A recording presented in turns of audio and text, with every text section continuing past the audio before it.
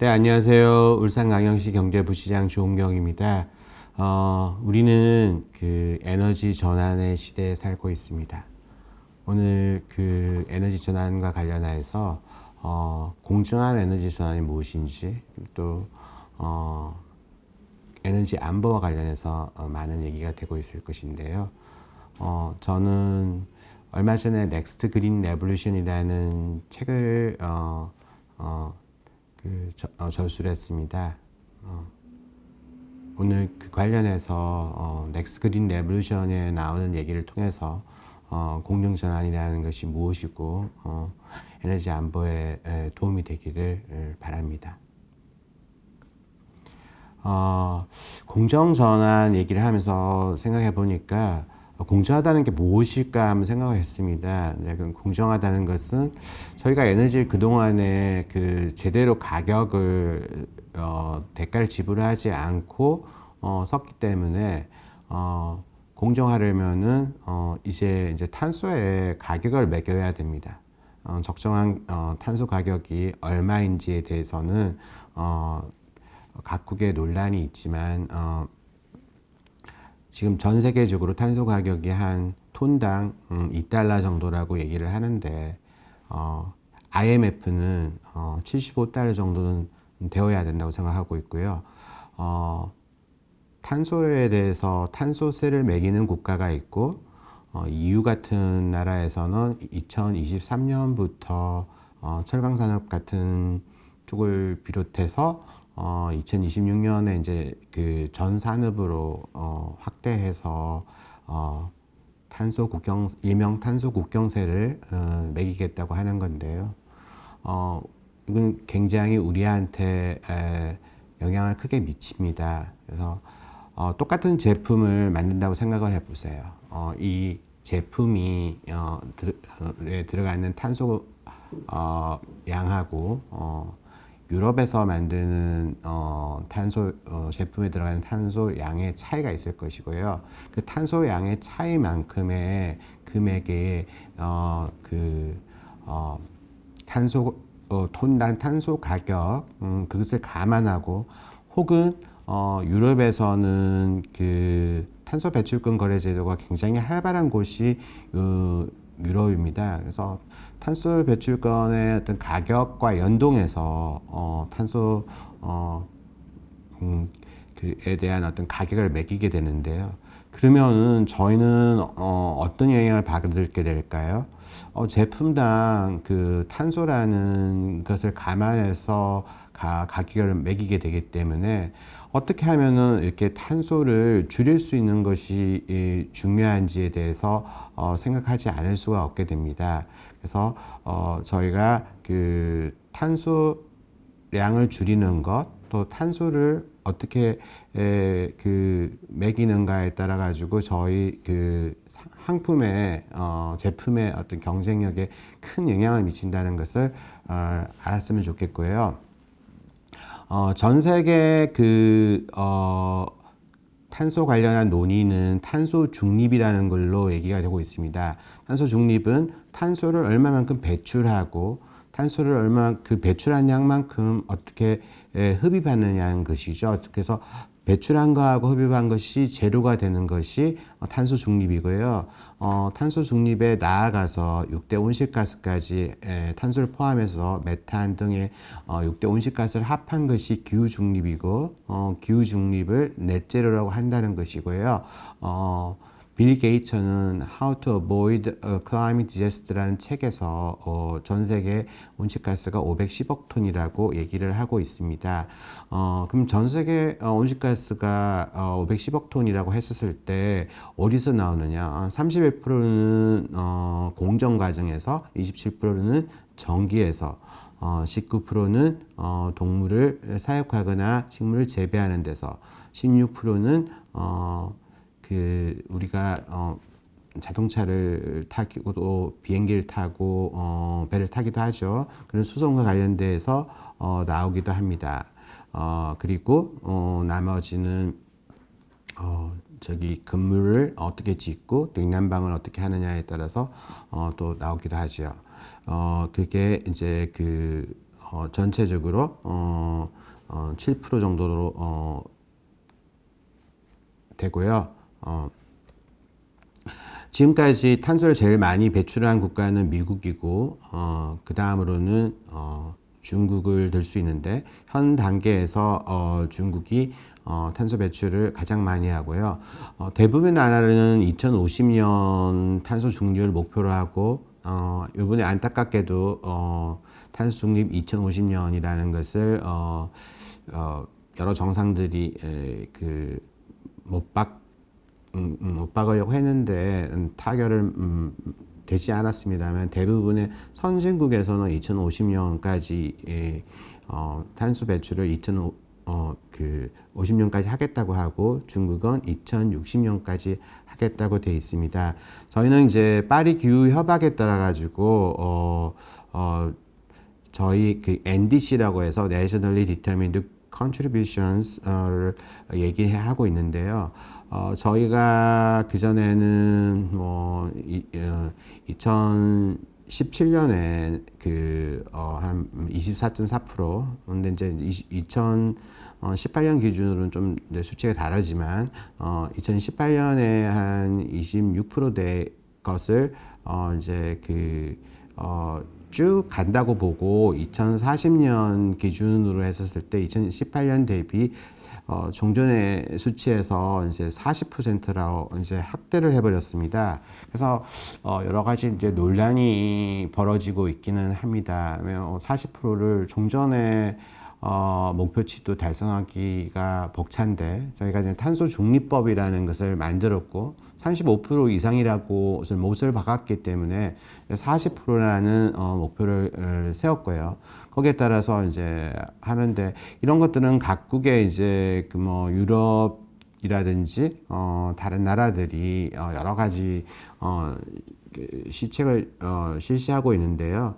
사실 유럽은 1990년대부터 이런 부분들을 굉장히 많이 준비했고 지금 유럽에서는 그린 딜이라는 탄소 중립과 관련한 시책을 실시하고 있고 미국도 역시 실시하고 있습니다. 미국에서는 이제 그린 뉴딜이라고 해서 하는데 대부분이 이제 신재생 에너지를 늘리는 거죠. 예, 그래서 이제 풍력과 태양광, 그다음에 수소 어떻게 늘리느냐 이런 부분들이 많이 들어가 있고요. 친환경차 얘기들 많이 들어가 있습니다. 그리고 이제 건축물을 어떻게 친환경적으로 만드느냐 앞에 저희가 말했던 5가지 five worst polluters에 관련되어 있는 내용들을 반대로 생각해서 어떻게 하면은 지구에서 탄소를 줄이느냐는 부분들이 많이 얘기가 되는 것이고요. 저희는 이제 2030년 온실가스 감축 목표가 이제 결국은 이제 40%로 감축을 2018년 대비 40%로 감축을 하게 됨에 따라 가지고 연평균 4.17이라는 전 세계에서 이제 가장 빠르게 이렇게 주요국에서 말한 겁니다. EU가 1.98, 일본이 3.56인데 저희는 4.17을 감축하는 아주 밀린 숙제를 빨리 해야 되는 그런 상황이 돼버렸습니다. 한간에서는 이렇게 포스코의 수소환원 제철 이거 돈 40조나 드는데 이거 가능해? 이런 얘기도 하는데 일단 포스코 회장님께서는 2040년까지 하겠다고 이렇게 발표를 했었죠. 그렇지만 저희가 이제 무시할 수 없는 것이 아까도 말했지만 탄소 국경 조정세라는 그런 어떤 그라든지 이런 거에서 맞서서 우리가 탄소를 어떻게 하느냐인데 탄소 기술과 관련해 가지고 한 가지 강조하고 싶은 것이 CCUS라고 있는데 사실 이런 것들이 아직 우리나라에서 상용화가 되기가 참 어렵습니다. 그렇지만 이제 저희 쪽에서도 울산에서 이산화탄소 규제자의 특구 같은 것들을 함으로써 이제 이산화탄소를 어떻게 하면은 저장할 수 이산화탄소를 가지고 탄산칼슘을 만들고 이걸 가지고 어떻게 그 치과에서도 이용하고 이걸 가지고 건축 자재로도 사용할 수도 있고 그런 부분들 얘기하고 있고요. 석유 공사와 관련해서는 이건 이제 그 CCU에서 해서 그 동해가스전에 매립하고자 하는 그런 프로젝트를 진행하려는 계획을 가지고 있지요. 다음은 저희가 이제 2050년 정도 되면은 신에너지가 이제 굉장히 많은데 수소에 대해서 이제 잠깐 얘기를 하면은요. 수소는 이제 2050년 정도에 18%라고 제가 말씀드렸는데 저희가 이제 그린 수소라는 것을 핵심으로 얘기를 하고 있습니다. 그 그린 수소라는 것은 신재생에너지, 그러니까 재생에너지, 태양광과 풍력 같은 재생에너지에서 나오는, 이게 그 전기를 가지고 전기를 만들어요. 그리고 이제, 물론 이제 그 SMR 같은 원전을 사용하기도, 하지요. 근데, 저희가 이렇게 그 재생에너지에서 만든 전기가 가능성에 문제가 있어요. 전기가 이제, 항상 수요와 공급이 매칭이 잘 돼야 되는데 그렇지 않을 경우에는 이제 전기를 버릴 수 없으니까 이것을 뭐 ESS 같은 데 저장도 할 수도 있는 거고요. 근데 저희가 이제 이렇게 전기를 만들어서 그 전기를 울산 같은 경우에는 부유식 해상 풍력을 하지 않습니까? 그래서 지금 현재 6기가 정도로 부유식 해상 풍력을 하는데 그 전기를 가지고 저희가 물을 전기 분해해서 하는데 그때 수준의 시설이 있습니다. 수준의 시설을 가지고 전기를 분해해서 만드는 수소가 이산화탄소가 하나도 없어요. 그래서 그린 수소라고 그러고요. LNG나 석탄이나 이런 화석 연료에서 나오는 그레이 수소는 이제 이산화탄소의 감축과 관련해서 이제 크게 이제 문제가 되는 거고, 이제 저희가 이제 포집을 하면 블루수소, 이산화탄소를 포집하면 블루수소가 되고, 그런데 저희가 궁극적으로 목표로 하는 것은 이런 그린 수소를 만들고, 그린 수소를 가지고 저희 이제 울산에서는 수소차를 만들지 않습니까? 수소차에서 수소 연료전지가 있는데, 이제 수소 연료전지를 얼만큼 많이 만드느냐 하는 것이 이제 저희가 중요한 어떤 울산의 제조업과 관련된 건데, 거기에서 한 2030년에 수소 연료전지 수소차 50만 대, 수소 연료전지 70만 대가 종전의 목표였습니다. 이제 또 뭐 시장 상황에 따라 가지고 바뀔 수도 있는데요.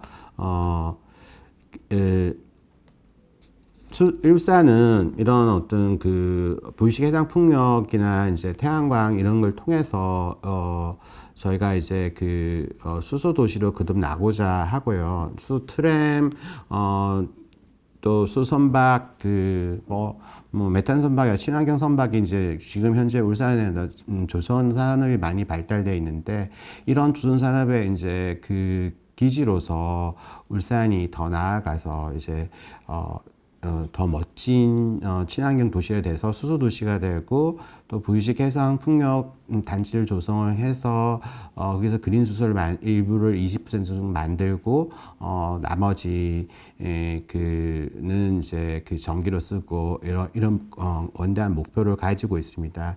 아울러 이제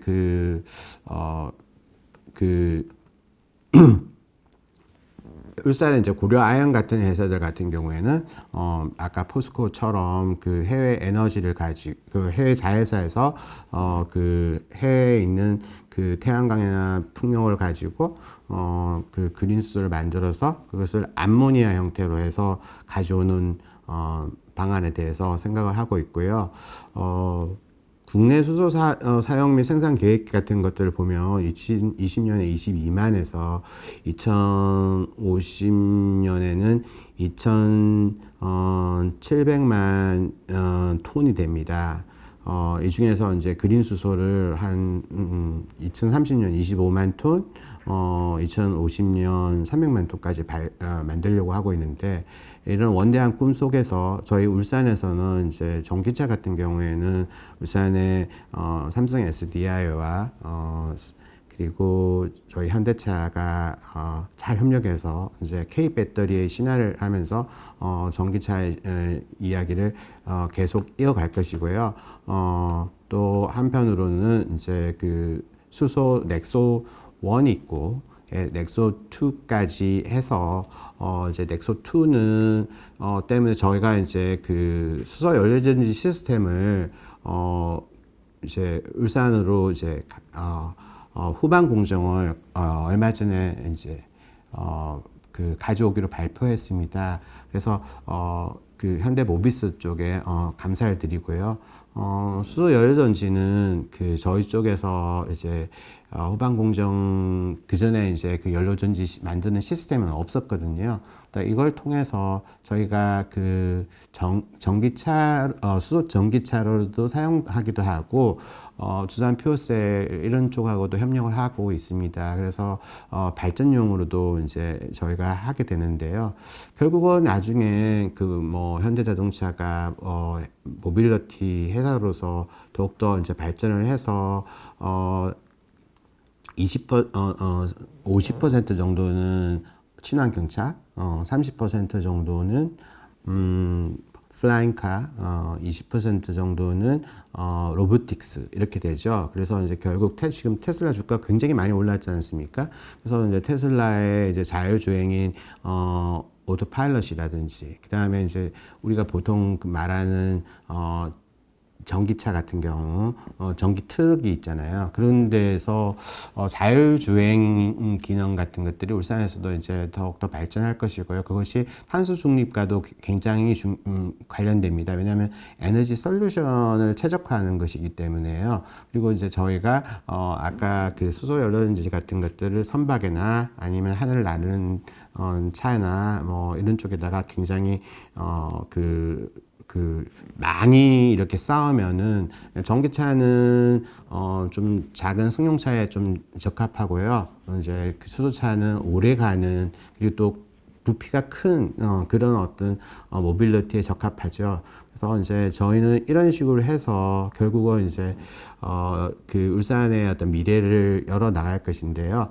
2030년 정도 되면은 이제 원자력은 이제 23.9% 정도, 석탄은 1.8% 정도, LNG가 19.5%, 신재생 에너지가 30.2%가 돼야 되는데 이 과정에서 저희가 울산의 부유식 해상 풍력을 더욱더 발전시키려고 하고 있습니다. 울산 앞바다의 바람은 한 8에서 9 정도니까 굉장히 적당하고요. 이제 풍속이 굉장히 중요합니다. 풍속의 3배에 따라 가지고 전기 에너지 생산 양이 달라지거든요. 그래서 바다에서 한 52km 정도 가서 거기에서 생각을 해보세요. 되게 정말 엄청나게 그 서울의 2배 면적이나 되는 땅에다가 그 바다 목장을 짓는다는 그 생각을 해보시면은 굉장히 마음이 설레지 않습니까? 거기에서 저희가 이제 그 수심이 150, 200, 뭐 이렇게 되는 곳에서 거기 또 부유체를 만들어서 거기에다가 이게 플로트라고 하나요? 부유체라고 그러죠. 이제 거기에서 더 해서 이제 타워나 넛세 이제 블레이드라고 하는 터빈 이걸 돌리는데 이게 세계에서 어디에서도 한 그 곳보다 울산이 가장 큰 목표를 가지고 있습니다. 그래서 혹자는 이제 울산의 표준이 뭐 제가 말한 건데요. 대한민국의 표준이 되고 대한민국의 표준이 그 세계 표준이 된다고 이렇게 제가 강조하고 싶습니다. 그래서 울산의 또 다른 사업으로서 부유식 해상 풍력이 그 수소경제 동북아 올가스 허브 이런 사업과 함께 굉장히 중요하게 된다는 것을 말씀을 드리고요. 결국은 이런 재생에너지가 발전이 되면은 전기와 관련한 어떤 방향은 탈탄소와 그리고 그 스마트 그리드처럼 이제 뭐 우리 잘 알고 있는 것처럼 진영화 그리고 분산 에너지이기 때문에 분산화가 되게 중요하고요. 그리드의 안전성이 굉장히 중요하다고 하겠습니다. 이런 것들이 블록체인 기술하고 결합해서 더욱더 이제 주민들이 사고 팔고 하는 데에서 투명성과 경제성과 효율성과 안전성을 확보하는 것이 굉장히 중요하다고 생각되고요. 울산에서는 뭐 핵융합과 관련한 어떤 사업들도 많이 하려고 하고 있고 유니스트에서 자기장 자석 그 관련해 가지고 연구도 하고 있습니다. 그리고 이제 SMR에 대해서도 관심이 굉장히 많고요. 그래서 이제 저번 한미 정상회담에서 이제 SMR 얘기를 많이 해서 이제 소형 원자로 얘기가 화두가 되고 있는데요. 이런 것들의 어떤 경제성이라든지 안정성을 확보하는 방안에 대해서도 울산도 함께 해 나가고자 합니다. 자, 이제 거의 다 얘기를 끝내게 됐는데요. 저희가 ESG 하면은 Environmental, Social, Governance라고 얘기를 하는 건데 거기에서 저희는 이제 이해에 중점을 두고 지금 얘기를 하고 있고요. 민간에서도 RE100이라 해서 재생에너지를 100% 하겠다는 것을 2050년까지 추진하겠다는 그런 어떤 목표를 가지고 애플이나 구글 같은 회사들이 하고 있습니다. 이런 과정에서 말로만 그린 것이 아니라 정말로 그린 산업을 육성해서 우리가 지금까지 그 산업을 대전환을 시켜야 되는 부분이 생기는 건데요. 그린 와싱을 하면 안 됩니다. 왜냐하면 무늬만 그리는 경우에는 나중에 가서는 전 과정 조사라고 LCA 같은 걸 해서 라이프 사이클 어세스먼트 같은 것을 하면은 과연 네가 그 회사인데 진짜 거린으로서 한 거야? 그래서 어떤 그 공정이라든지 전기를 만드는 과정이라든지 그 제품을 소비하는 과정까지 모든 단계에서 친환경이어야 합니다. 이렇게 할 때 저희의 어떤 산업 경쟁력이 강화되고요. 또 한편으로서는 그 나중에는 화석 연료라든지 이런 쪽에서 문제가 생기면은 부채가 되고 자초자산이 많아지고 거시 경제적 안정성이 저해될 수 있습니다. 산업혁명과 산업 경쟁력과 거시 경제적 안정성을 강하게 위한 우리 모두의 어떤 소원을 담아서 오늘 얘기를 해보았습니다. 감사합니다.